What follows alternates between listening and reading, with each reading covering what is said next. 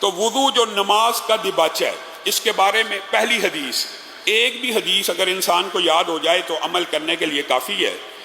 رسول اللہ صلی اللہ علیہ وسلم نے ارشاد فرمایا کہ جو شخص وضو کر کے سوتا ہے، ابھی وضو کر کے سونے کی بات کرتا ہوں، پھر بعد میں وضو کی انڈیپینڈنٹ جو فضیلت ہے وہ بھی آپ کے سامنے رکھوں گا۔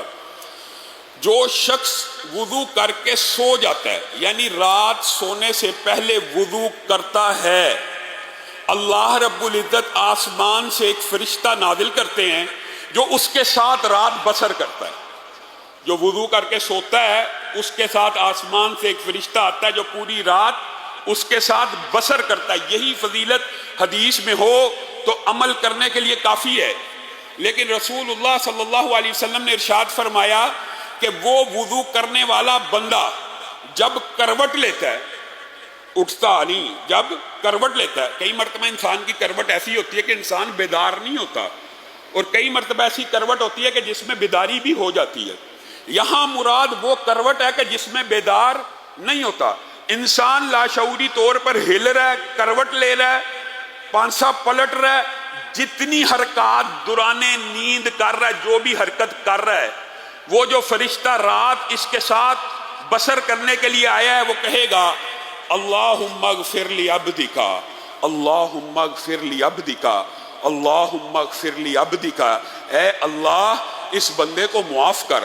ابھی کروٹ لے رہا ہے، ابھی لاشعوری طور پہ ہے، کروٹ لے رہا ہے، اے اللہ اس بندے کے گناہ معاف کر کیونکہ یہ وضو کر کے سویا ہے۔ فَإِنَّهُ بَاتَ طَاهِرًا، یہ وضو کر کے لیٹا ہے، صرف وضو کر کے لیٹا ہے، صرف وضو کر کے سویا ہے، اس کے لیے فرشتے مغفرت کی دعائیں کر رہے ہیں آسمان سے نازل ہونے والے۔ لا يسبقونہ بالقول، یہ آیت آپ نے ہمیشہ یاد رکھنی ہے، لا يسبقونہ بالقول، فرشتے اپنی مرضی سے نہیں بولتے، وَهُمْ بِأَمْرِهِ يَعْمَلُونَ، اور وہ اللہ ہی کے حکم کی تعمیل کرتے ہوتے ہیں۔ اور آگے اسی آیت کے آگے اگر آپ دیکھیں وَلَا يَشْفَعُونَ إِلَّا لِمَنِ ارْتَضَىٰ، اور وہ کسی کی سفارش بھی نہیں کرتے مگر جس سے رب راضی ہو جائے۔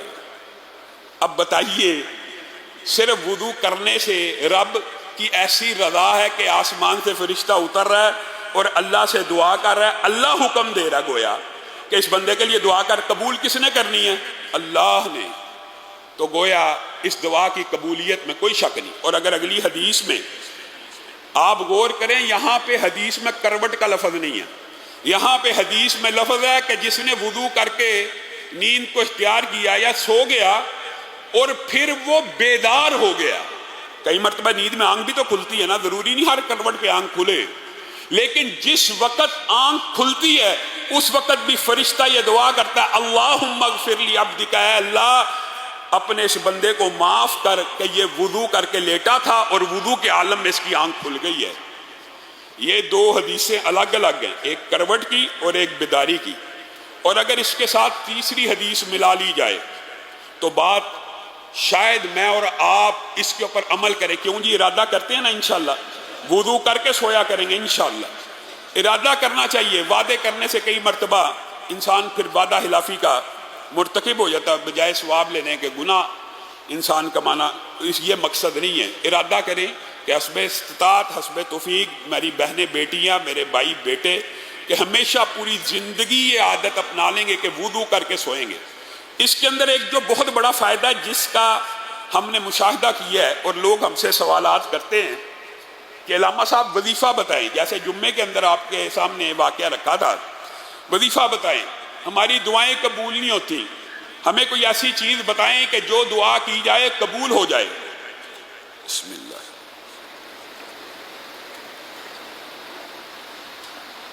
ہمارے موضوع کے متعلق جو بات ہے وہ یہ ہے کہ رسول اللہ صلی اللہ علیہ وسلم نے ارشاد فرمایا جو بندہ وضو کر کے سو جاتا ہے، اس حدیث میں صرف وضو کا لفظ ہے، جو بندہ وضو کر کے سو جاتا ہے اور پھر اگر رات کے کسی پہر کروٹ لی، آنکھ نہ کھلی، آنکھ کھل گئی، نیند کا غلبہ ہے، اس کے لیے بھی فرشتے دعائیں کر رہے ہیں، وہ پچھلی دو حدیثوں میں ہے، لیکن یہاں پہ جو الفاظ ہیں وہ یہ ہیں کہ آنکھ اتنی کھل گئی کہ بیدار ہو گیا، شعور جاگ گیا۔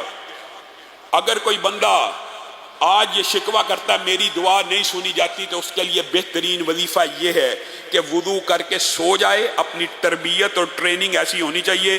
رسول اللہ صلی اللہ علیہ وسلم نے کہا پھر رات کو اگر وہ بیدار ہو گیا، ایسی بیداری کہ جس میں ہوش و حواس آ گیا پورے کا پورا، اس وقت اپنے رب سے جو مانگے گا رب عطا فرما دیں گے۔ یہ خالی وضو کے ساتھ ہے۔ دوسری حدیث معروف جو آپ سب کو معلوم ہوگی، وہ بغیر وضو کے ساتھ ہے، لیکن اس میں کلمات ہیں کہ جو بندہ رات کو سویا اور اچانک آنکھ کھلی، اس نے کیا پڑھا؟ لا الہ الا اللہ وحدہ لا شریک لہ لہ الملک ولہ الحمد وہو علی کل شیء قدیر۔ پہلا بات یہ پڑھی، پھر دوسرا کیا پڑھا؟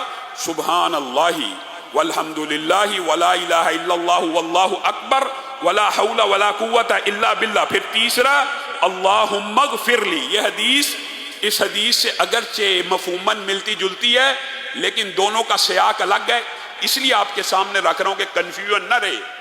یہ حدیث خالی وضو کی ہے کہ وضو کر کے سویا، اٹھا، آنکھ کھلی، دعا کی تو قبول ہو گئی۔ وہ حدیث خالی کلمات کی ہے، وہاں پہ وضو کا لفظ موجود نہیں ہے۔ تو انسان کو کیا کرنا چاہیے کہ وضو کر کے سوئے، اور بالفرض آنکھ کھل جائے تو وہ کلمات والی حدیث کے اوپر بھی عمل ہو جائے گا، اور اگر وضو کر کے نہیں بھی سویا تو اپنی زندگی کے اندر اس ٹریننگ کو حصہ بنا لیجیے اپنی لائف کا، کہ جب بھی آنکھ کھلے، اور قسم کھانا صرف بات میں تاکید پیدا کرنے کے لیے ہوتا ہے، یہ صرف آپ 5 یا 6 دن، صرف 5 یا 6 دن کہہ رہا ہوں۔ میری بہنیں بیٹیاں جو سن رہی ہیں، وہ بھی جو سامعین ناظرین سن رہے ہیں، وہ بھی جو آپ لوگ، صرف 5 یا 6 دن آپ ہر روز رات کو نیت کر کے سوئیں کہ اگر میری آنکھ کھلے گی تو میں لا الہ الا اللہ وحدہ لا شریک لہ لہ الملک ولہ الحمد وہو علی کل شیء قدیر پڑھوں گا پہلے، پھر سبحان اللہ والحمد للہ ولا الہ الا اللہ واللہ اکبر ولا حول ولا قوت الا باللہ پڑھوں گا، اور پھر اللہم اغفر لی پڑھوں گا۔ یہ 3 چیزیں پڑھنی ہیں، اس حدیث کے اندر موجود ہیں۔ رسول اللہ صلی اللہ علیہ وسلم نے فرمایا یہ 3 چیزیں پڑھنے کے بعد بندہ اپنے رب کے سامنے ہاتھوں کو پھیلا لے، اور جو جی چاہے مانگتا رہے، اللہ اس کو عطا کرتا چلا جائے گا۔ بتائیے کس وظیفے کی آپ کو ضرورت ہے؟ کیوں لوگوں کے در در کی ٹھوکریں کھاتے ہو؟ کیوں مخلوق کے پیچھے بھاگتے ہو؟